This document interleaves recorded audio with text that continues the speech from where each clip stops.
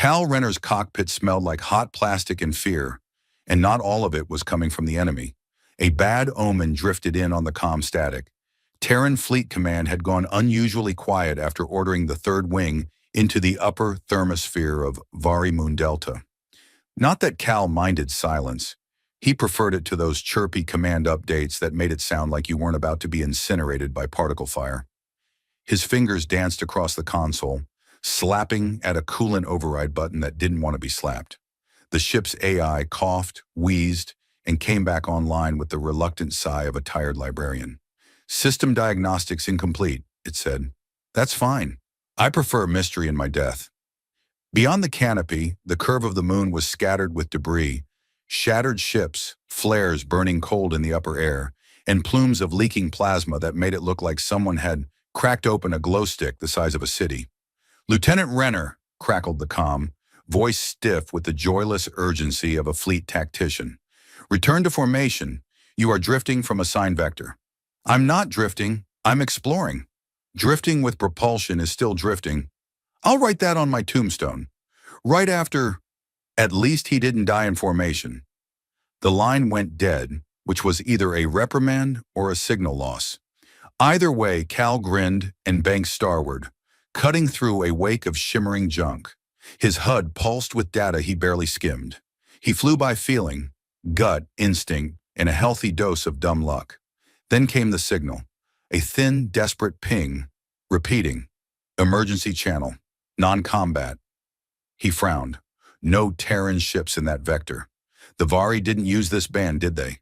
He triangulated. The signal came from deep within a wrecked vessel, Vari hull signature, diplomatic grade, embedded in a high-orbit deadfall.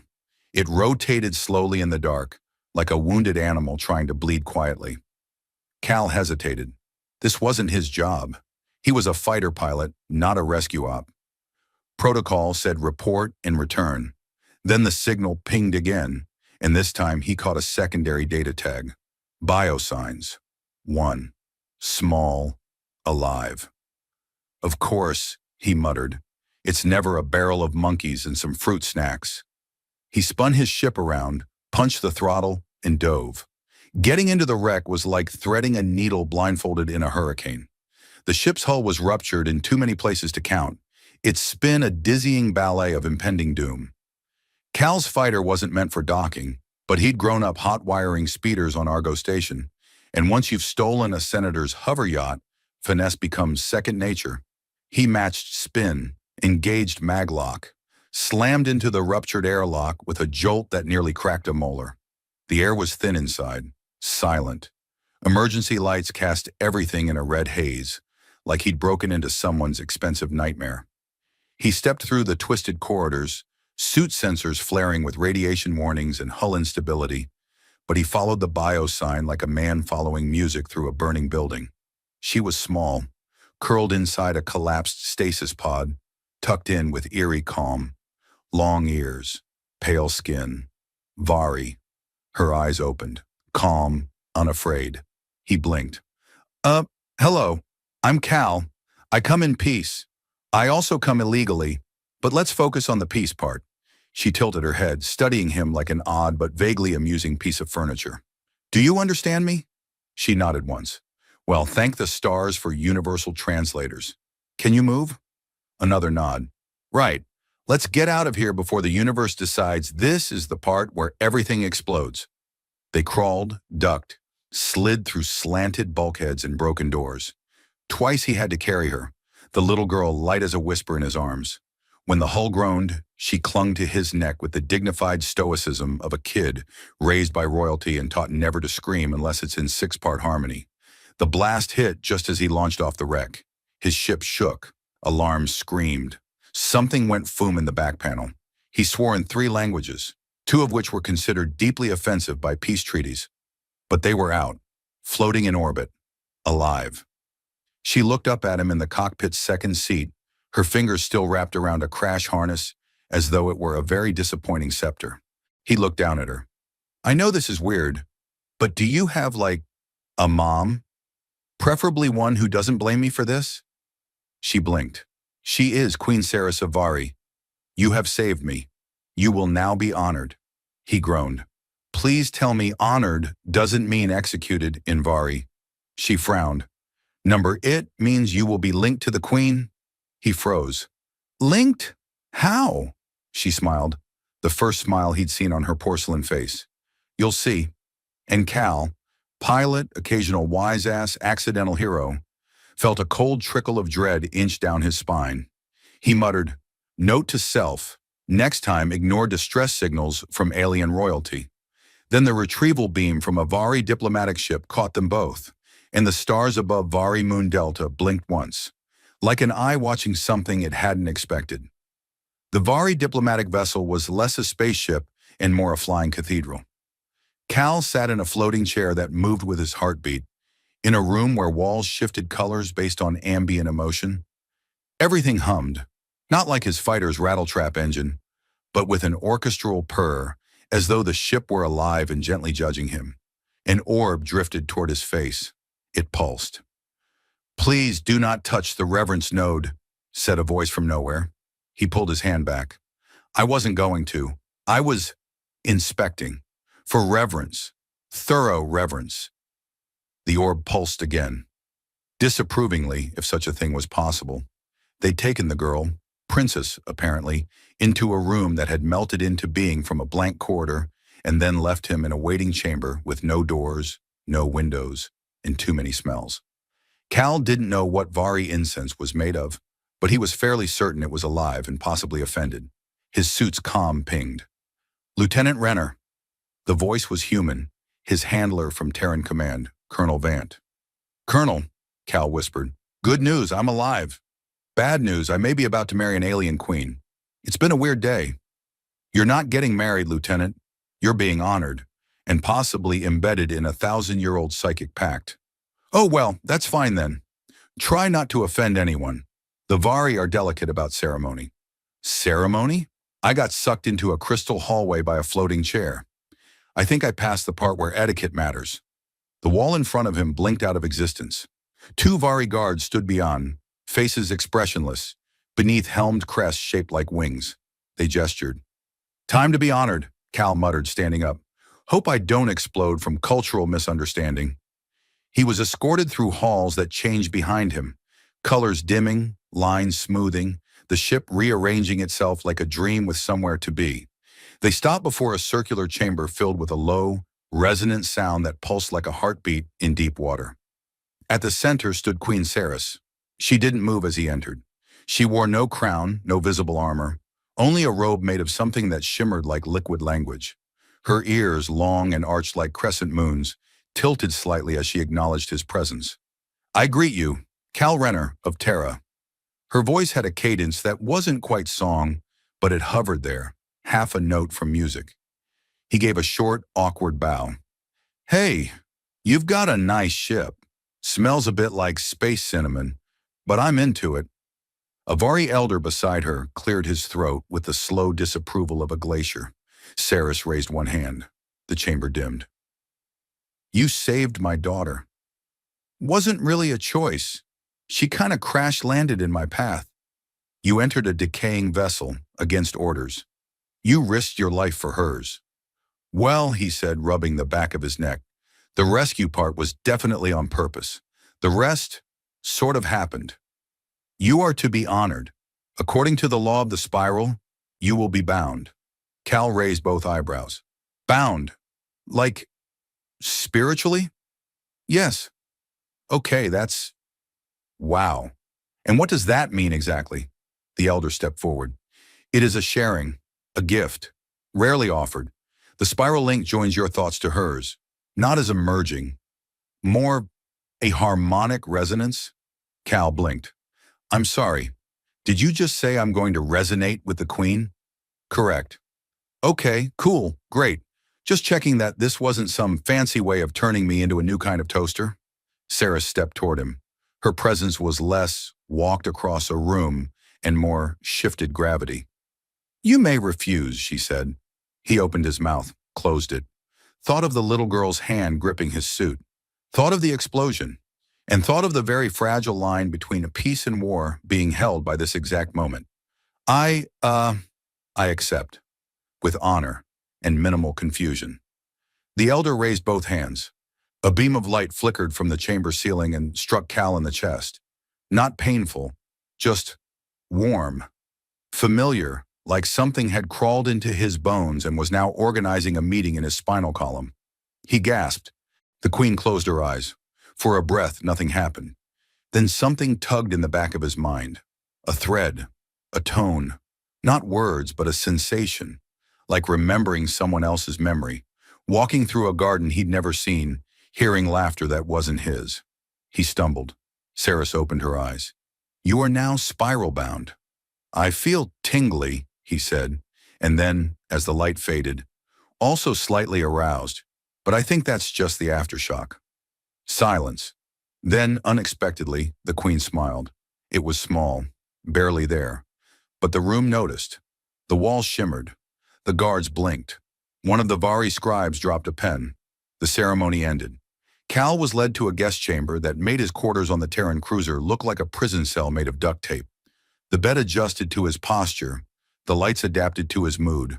A small orb hovered nearby and played soft ambient frequencies whenever he made eye contact. He lay back and stared at the ceiling, which turned into stars. So, he said to no one, I'm psychic pen pals with the queen now. There was a pulse of warmth in his thoughts. Not words, just presence, and a flicker of something that might have been amusement. Cal sighed. This is going to get weird, isn't it? The ship gently hummed in agreement. Cal woke to the sound of a small harp playing itself. It wasn't the worst way to start a day, even if it wasn't technically morning. Vari ships didn't bother with time zones. They ran on something called cycle harmony, which made Terran watches and schedules entirely meaningless. According to his wrist display, it was currently 9:67 a.m., and also the second day of spiral reflection, whatever that meant. He was either late, early, or in a philosophical mood. He sat up, groggy, the memory of the spiral link still humming faintly in the back of his head, like the ghost of a hangover you couldn't tell your friends about without sounding like a cultist. Morning, he said, glancing toward the floating orb near his bed. Or afternoon, or possibly Wednesday. The orb responded with a low chime that translated somehow into, you are summoned. Cal dressed quickly in the ceremonial tunic they'd provided, a silken thing that seemed to disapprove of human knees. The fabric rearranged itself to fit, but not happily. It had the grudging cooperation of a cat being made to wear socks. 2 guards met him outside his chamber and silently escorted him through the ship. As always, the hall subtly reshaped behind them.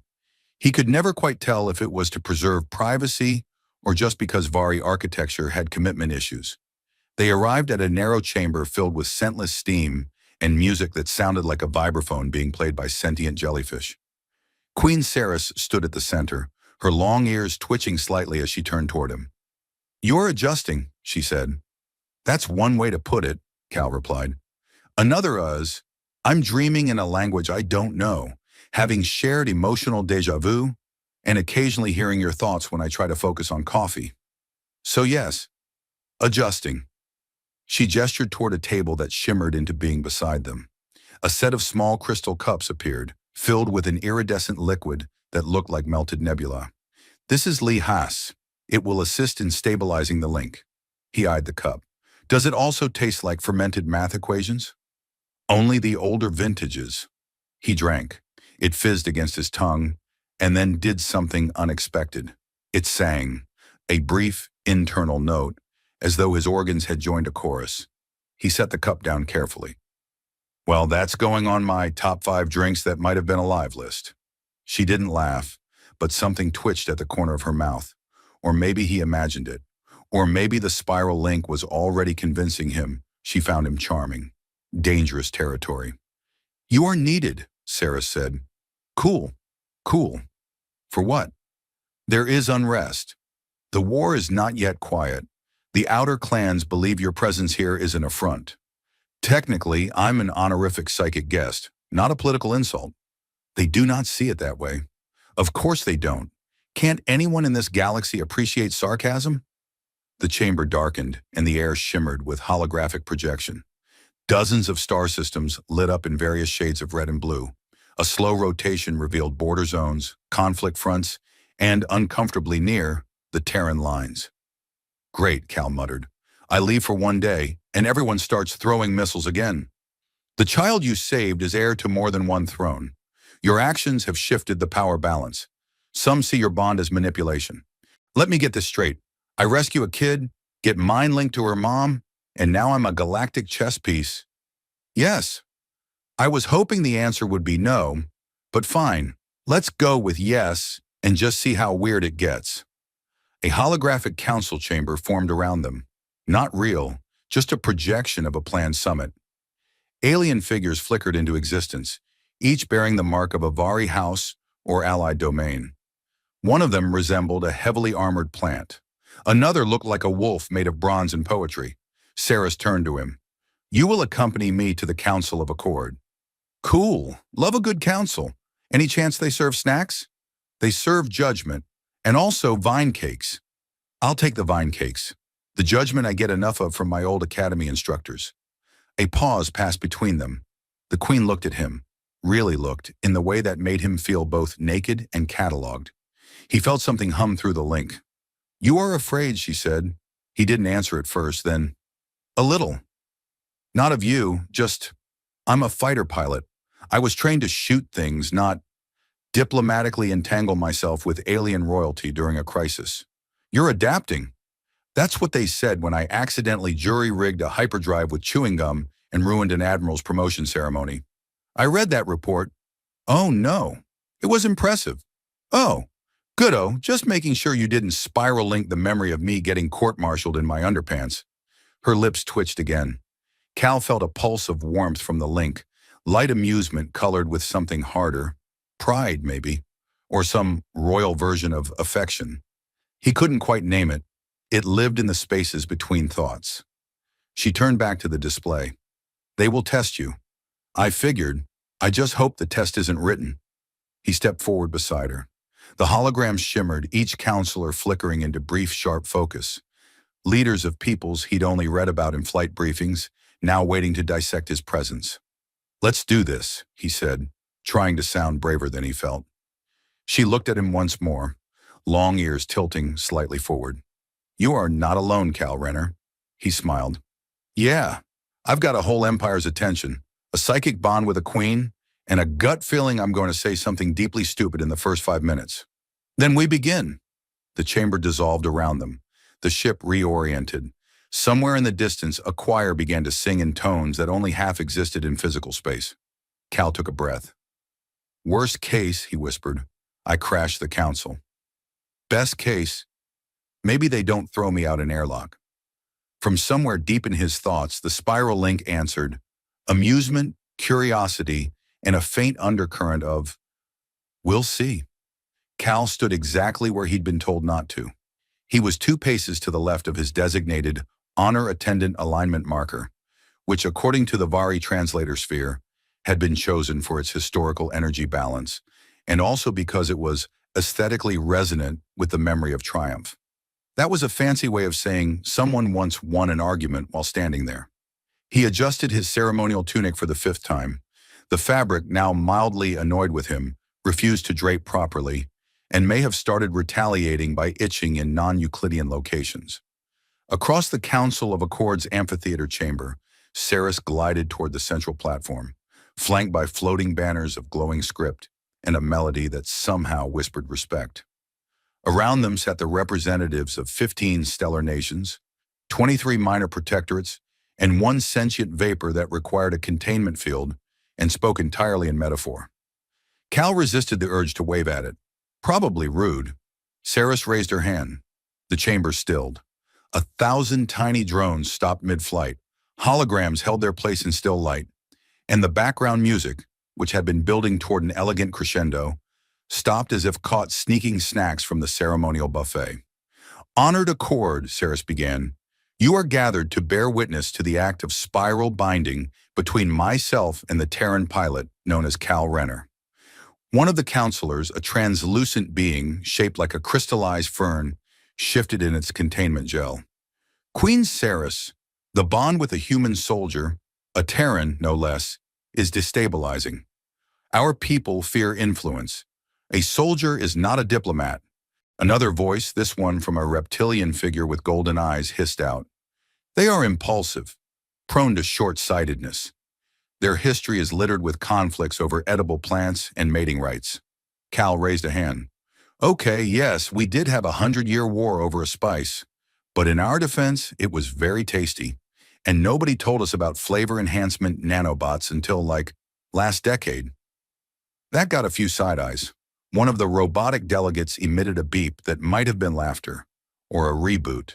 Queen Ceres gestured. This human saved my child from death.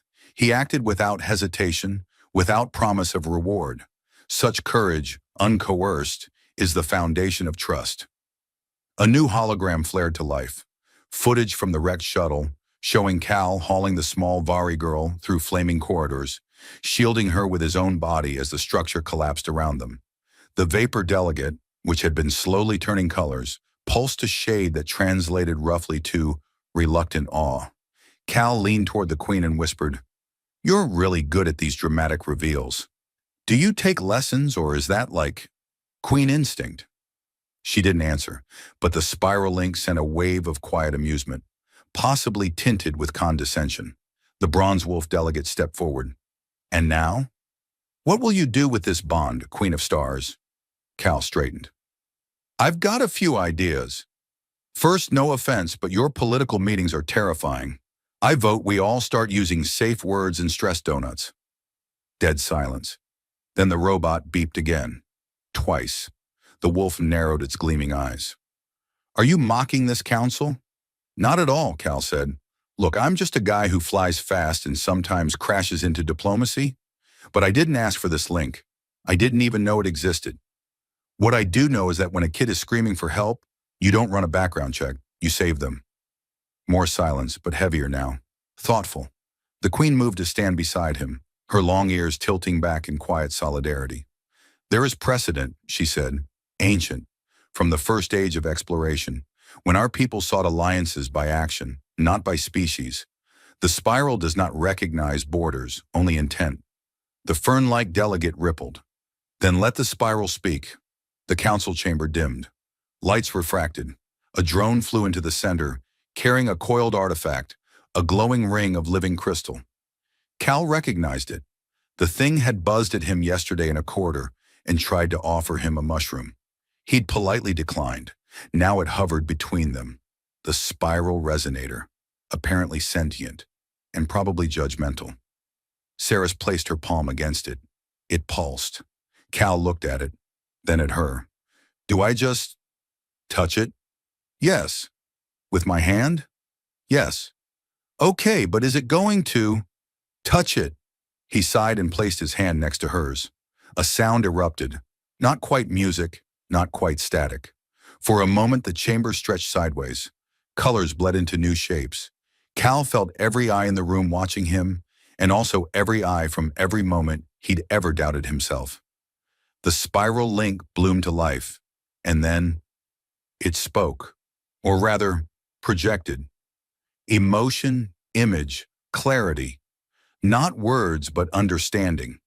It showed Cal holding the child, showed Ceres watching from orbit, breath caught.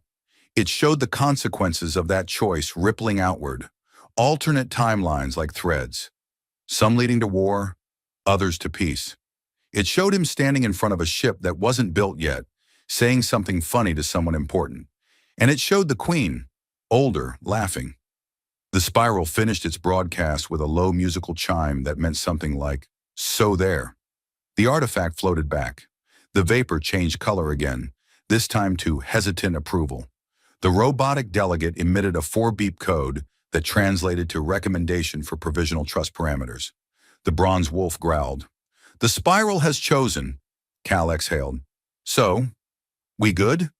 The Queen's gaze flicked toward him. "We are stable. For now." "Great. Do I get a badge? Maybe a nameplate?" "Honorary Destiny Adjacent has a nice ring to it." The council recessed. The lights brightened. One of the jellyfish musicians began playing again, this time in a major key. Back aboard the Vari vessel, Cal slumped into his chair. "That went better than expected," he said. The orb near him pulsed. "You nearly insulted 4 sovereign systems." Only 4. That's a record low. The Queen entered, her expression unreadable. She studied him, then sat across from him, hands folded. You diffused a century of tension with jokes. I diffused it with truth. The jokes were just, frosting. Weird, slightly inappropriate frosting. She said nothing, but the link pulsed. Warmth, respect, a note of wary fondness. Then she added softly, there will be more. More jokes. More danger. He leaned back. Then I guess I better work on some new material. Cal stood on the observation deck of the Vari flagship, watching the blue swirl of the Oridean rift fold into itself like a galactic pothole being politely removed by physics. It was the kind of sight that should have inspired awe or reverence, or at the very least, an instinct to take a holographic selfie. But instead, he felt something stranger, quiet, not the anxious kind of quiet or the suspicious kind, just quiet. The kind of quiet you got when your brain stopped trying to guess what the next 10 minutes were going to throw at you and finally agreed to enjoy the view. Queen Ceres stood beside him, silent. Her long ears were tilted slightly forward, a signal he'd learned meant attentiveness, or once disapproval when he'd accidentally sat in the seat reserved for planetary dignitaries and his ceremonial robe had split in a rather revealing way. So, he said, no war. No war. No angry vapor delegate challenging me to a duel of metaphors. They issued a polite apology and sent a bouquet of scented thoughts. And the bronze wolf guy? He has requested a temporary alliance treaty and has offered a ceremonial fruit platter. Cal blinked. Well, now I feel underdressed. The Queen said nothing, but the spiral link radiated amusement. They'd done it.